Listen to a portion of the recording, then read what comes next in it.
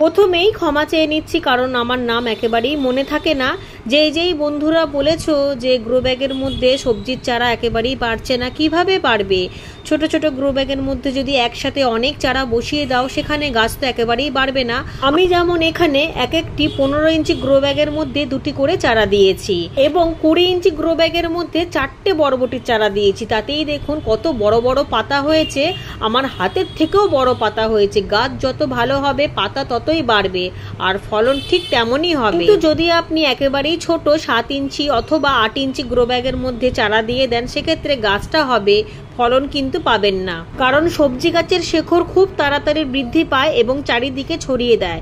সেই ছড়িয়ে দেওয়ার জন্য তো জায়গা লাগবে। শুধুমাত্র এক গাদা করে খাবার দিলেই হবে না, জায়গাটা আপনাকে ঠিকঠাক নির্বাচন করতে হবে।